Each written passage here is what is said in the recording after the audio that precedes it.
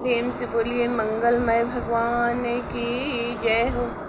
जय जय विष्णु भगवान की जय हो। आज 22वां अध्याय का कथा सुनाने जा रही हूँ। वैशाख महात्म्य का 22वां अध्याय की कथा।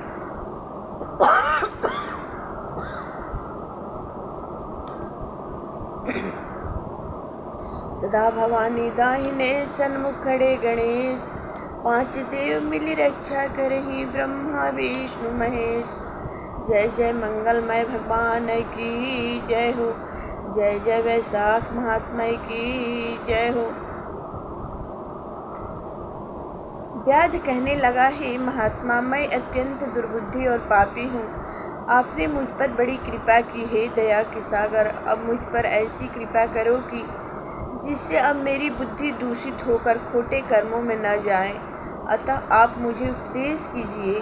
व्याध के ऐसे वचन सुनकर मुनि ने उसको धन्य धन्य कहा और फिर उसको उपदेश देते हुए बोले, हे व्याध, यहाँ पर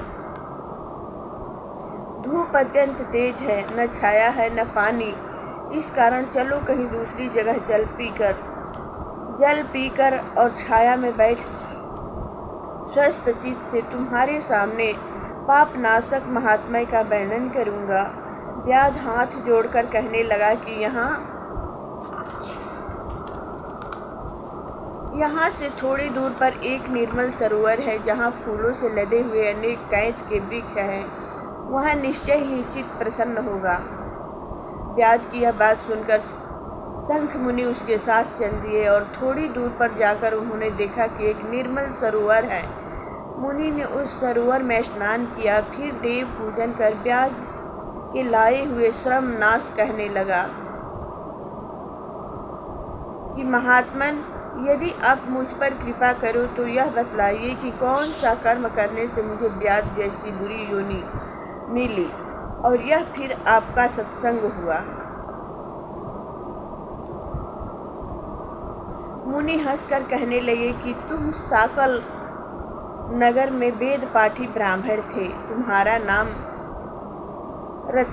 स्तंभ और गोत्री श्रीवत्स था। एक वेश्या से तुम्हारा प्रेम था।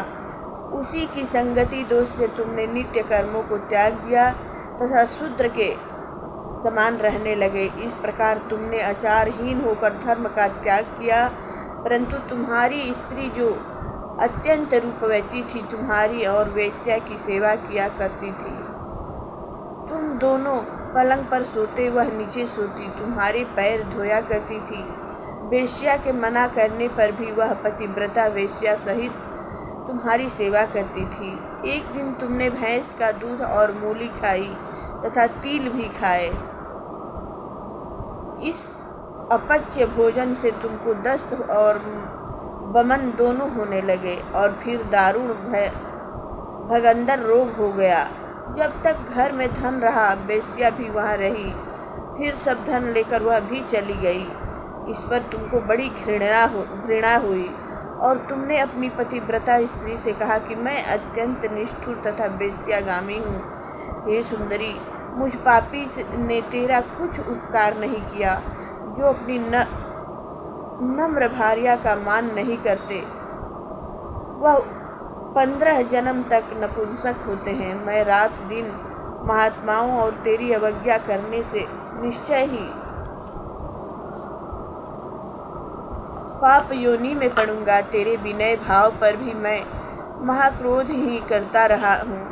इस प्रकार कहने पर वह तुम्हारी स्त्री हाथ जोड़कर कहने लगी कि स्वामी, आप ऐसा क्यों कहते हैं? मैंने आप पर कभी क्रोध नहीं किया। यदि मुझको कुछ दुख प्राप्त हुआ तो मेरे कर्मों का फल है। तुम मेरे प्रति दीनता और लज्जा मत करो। जो स्त्री अपने पति के क्रोध को सहन करे वही साध्वी है। ऐसा कहकर वह अपने पिता व भाई के घर से कुछ धन लाकर तुम्हारी सेवा करती रही। दिन रात मल मूत्र धोकर तुमको शुद्ध रखती तथा कीड़े आदि निकालती। रात दिन नींद आदि त्याग कर अपने पति के दुख से दुखी होकर कहती, हे पितृ, हे पितरेश्वरी, तुम मेरे पति को रोग से मुक्त करो तथा मेरे पति को पापहीन करो। तब महात्मा देवल वैशाख में गर्मी के मारे संध्या समय तुम्हारे घर आए। उसको देखकर तुम्हारी स्त्री कहने लगी कि अब वैद्य मेरे घर आ गए, अब इनके द्वारा मेरे पति का रोग नष्ट हो जाएगा। उनके चरण धोकर तुम्हारी स्त्री ने अपने सिर पर वह चरणोदक छिड़क लिया। फिर महात्मा को गर्मी से व्याकुल देख शरबत पिलाया। दूसरे दिन प्रातः वह महात्मा चले गए। उधर तुमको सन्निपात हो गया और जब तुम्हारी स्त्री ने तुमको त्रिकूटा पिलाया तो तुमने उसकी उंगली को काट लिया। तभी तेरे दांत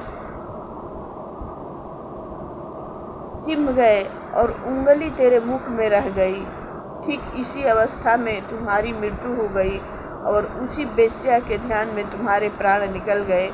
तब तुम्हारी चिता के साथ ही वह भी वैशाख में शरबत पिलाने व चरणोदक सिर पर छिड़कने से वह सद्गति को प्राप्त हो गई। यद्यपि तेरे सब पाप नाश हो गए थे, परंतु अंत समय में वेश्या का ध्यान करने से तूने व्याध के घर जन्म लिया। इसी कारण तू सदा हिंसा में लगा रहता है और चित्त उद्वेग में रहता है।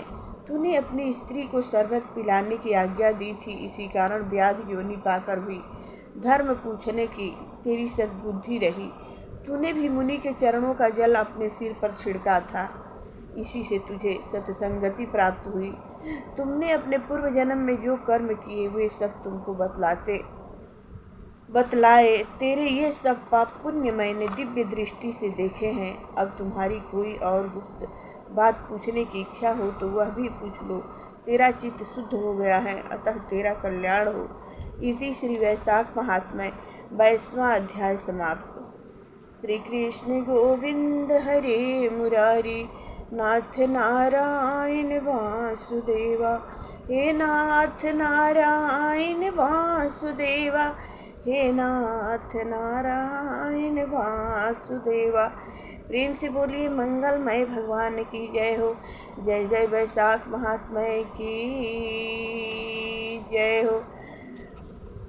बहुत ही सुंदर कथा है। इस कथा को रोज वैशाख महीना में रोज़ सवेरे नहाना चाहिए और नहाने के बाद पूजा पाठ करें, भगवान को भोग लगाएं और उसके बाद में यह कथा सुन लें।